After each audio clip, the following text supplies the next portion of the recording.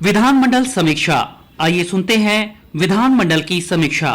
सबसे पहले सुनते हैं विधानसभा की समीक्षा। लेखक हैं जयशंकर प्रसाद शुक्ला।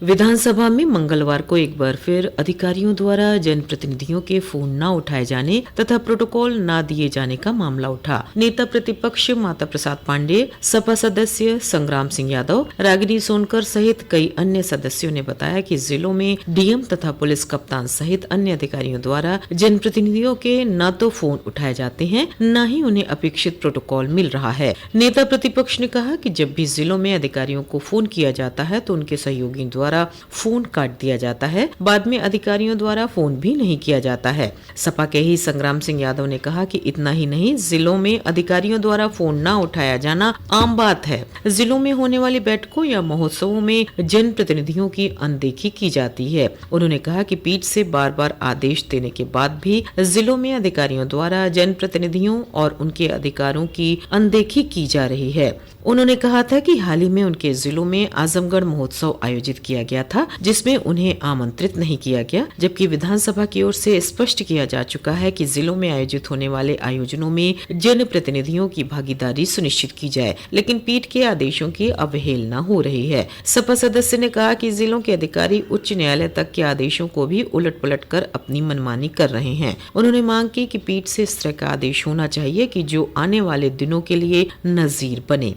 सपा की सदस्य रागिनी सोनकर ने कहा कि जिलों में अधिकारी फोन व्हाट्सएप तक का जवाब नहीं देते। सपा सदस्यों ने कहा कि जिलों में बैठे अधिकारी जब आम जनता से नहीं मिलते तो वे थक हार कर जनप्रतिनिधियों के पास आते हैं।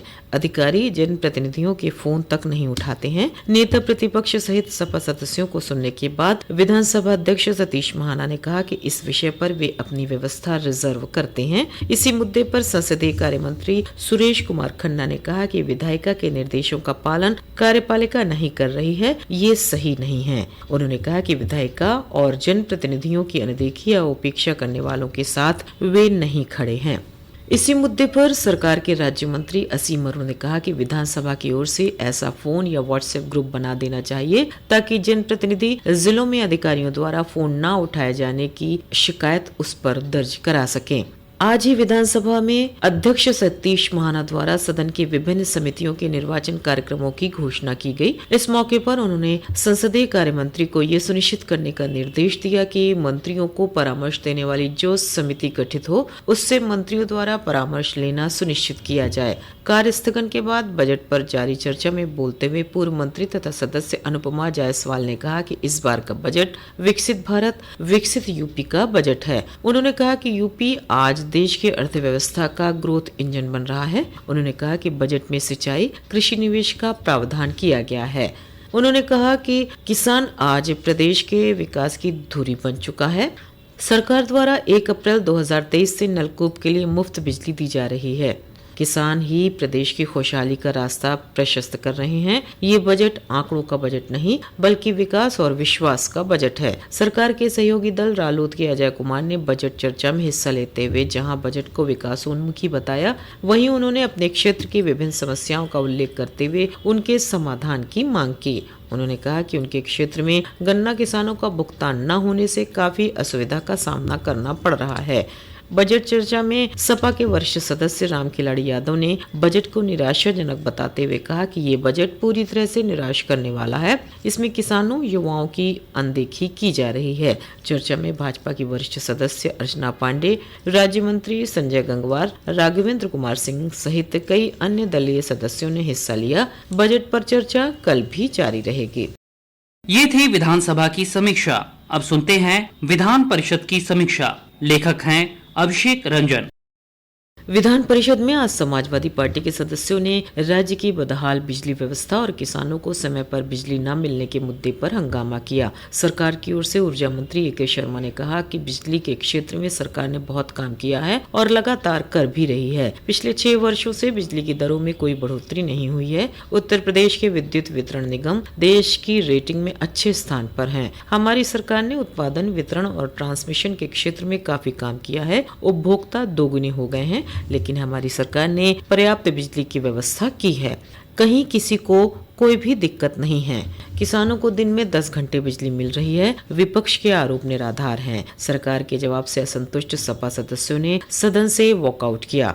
शून्य प्रहर में समाजवादी पार्टी के लाल बिहारी यादव, किरण पाल कश्यप, राजेंद्र चौधरी, डॉक्टर मान सिंह यादव, मुकुल यादव, आशुतोष सिन्हा, बलराम यादव, मोहम्मद जासमीर अंसारी, शाहनवाज खान, शाह आलम ने प्रदेश में विद्युत व्यवस्था के दिन प्रतिदिन बदहाल होने के मामले को कार्य स्थगन के रूप में उठाया।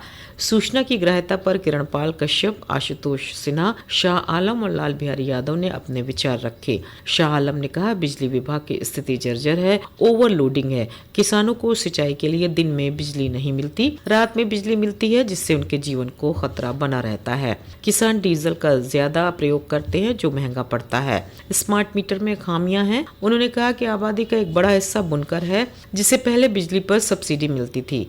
विभाग का बजट काफी बढ़ गया है, लेकिन बुनकरों की बिजली का रेट बढ़ा दिया गया है। देश में बुनकरों की संख्या 1 करोड़ से ज्यादा है। ये कमजोर तबका है, उनकी मदद होनी चाहिए। उन्होंने विभाग में भ्रष्टाचार और शोषण की भी बात कही। लाल बिहारी यादव ने कहा कि बिजली से उद्योग चलते हैं, हथकरघा उद्योग में गरीब लोग लगे हुए हैं। इनकी बिजली का रेट 5 गुना बढ़ा दिया गया है, जिससे पूरा व्यवसाय बैठ गया है। उन्होंने कहा कि समाजवादी पार्टी की सरकार में बड़ी संख्या में थर्मल पावर प्लांट लगाए गए थे, उन्हीं का फायदा सरकार ले रही है। ऊर्जा मंत्री A.K. शर्मा ने कहा कि वर्ष 2016-17 में बिजली की मांग 16,000 मेगावाट थी, अब बिजली की मांग दोगुनी हो गई है। इस वर्ष 31,246 मेगावाट की बिजली की आपूर्ति की गई। उन्होंने कहा कि जहाँ भ्रष्टाचार सामने आया, वहाँ आरोपी कर्मचारियों के खिलाफ कार्रवाई हुई है। 6 वर्ष से बिजली की दरें नहीं बढ़ाई गई हैं। पर्याप्त मात्रा में बिजली है और हम लोगों ने 34,000 मेगावाट तक बिजली की व्यवस्था की है। सरकार के जवाब से असंतुष्ट सपा के सदस्यों ने सदन से वॉकआउट किया।